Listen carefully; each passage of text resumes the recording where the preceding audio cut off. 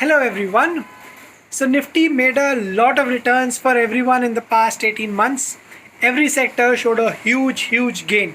Everyone made money, but there is one sector that probably did not replicate the kind of performance that Nifty gave. Which sector am I referring to? Let's find out in this video. So the sector that we are going to be talking about is the aviation sector. Now I'll give you my reasons that are backed by data. You may or may not want to believe those, but do consult your financial advisor in case you're planning to take a stock market call based on this video. Alright, with that disclaimer out of sight, let's begin. So the airline industry was one of the most, if not the most affected industry during COVID. Demand came to zero and the airline industry suffered absolutely zero revenues. Now we are going to talk about the aviation sector in two parts. First, the demand side, and second is the supply side. If you talk about the demand right now, rapid vaccinations are taking place in the country. We have just gone through a festive season that showed a huge demand overall in the economy across sectors. And the aviation sector was no different in this regard.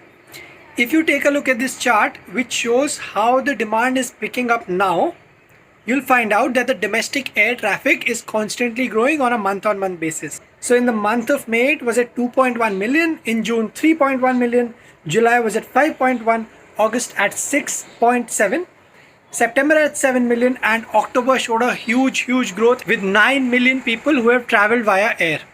Now understand this, while the demand is picking up and that is evident from the numbers, the supply needs to match that demand. And the government has also been very quick to respond on that. The upper cap that the government had put on the operations has been lifted from 72.5 to 85%, which suggests that while the demand is picking up, there are chances that the supply is also going to match that demand.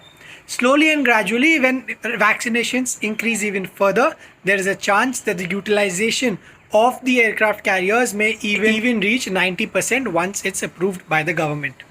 Interestingly, the aviation sector is undergoing a lot of change right now.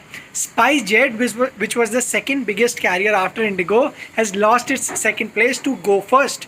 Go Air, which has now been renamed to Go First, is also coming up with an IPO. So overall, a very interesting dynamic is being established for the aviation sector. I do expect a lot of tailwinds for this sector given the rise in demand, which might result in the aviation sector being an outperformer in the coming months.